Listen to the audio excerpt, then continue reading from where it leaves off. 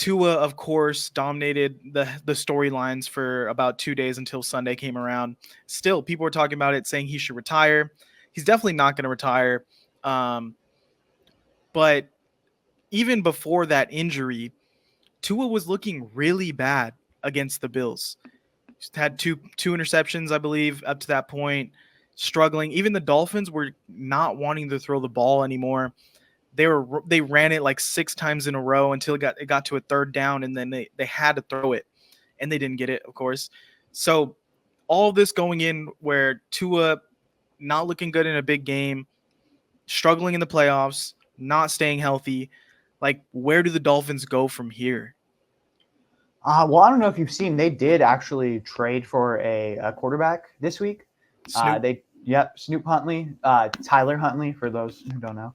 But, but yeah, I think that's going to be a very, very interesting dynamic because we know that this is a guy that can play.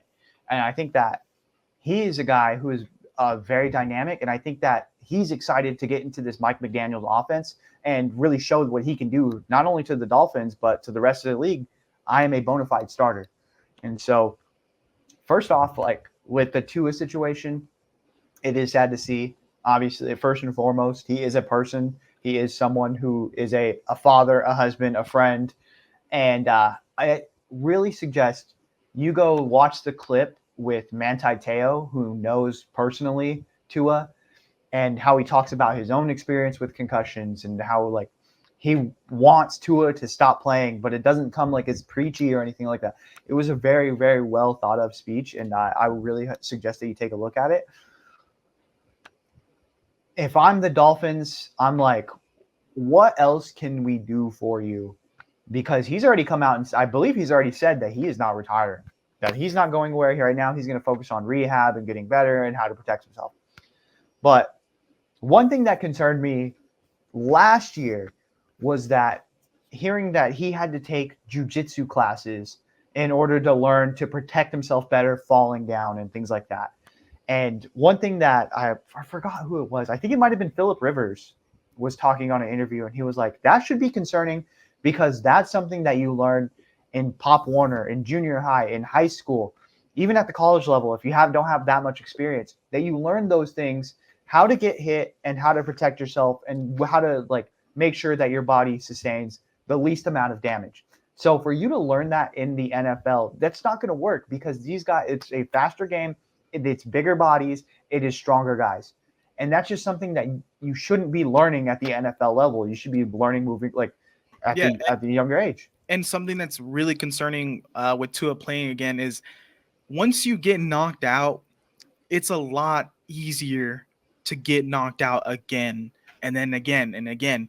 And I mean, just go watch like your favorite UFC fighters who are getting towards the end of their careers, like a little chip shot, and now they're blacking out.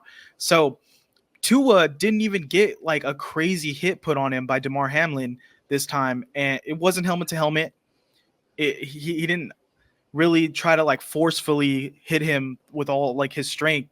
It was a helmet to the chest, and he went out.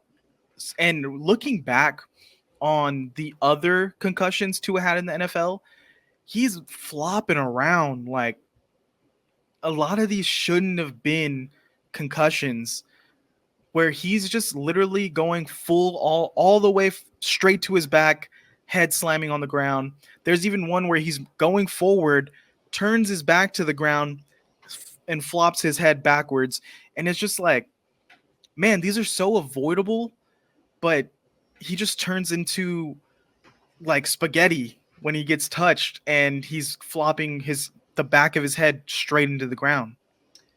Yeah, and it's just unfortunate, you know what I mean? And I don't know if that's something that you could teach, like realistically, if like because ultimately when it comes down to it, it's instinct. It's what you're gonna do instinctively because I don't know if you've like did we move away from the saying that like each NFL play is like a car crash happening. I think that's like CTE has cut that out, but like it's true. Like these guys are moving so fast and they are so strong, and it's just a whole different speed. You're on instinct. What if he played with a Guardian cap? Okay, I think that doesn't solve the fact that you're yourself is. You know what I mean? Yeah. All right. You want to pick the next game? Yes, I will go ahead and pick. Oh, all right.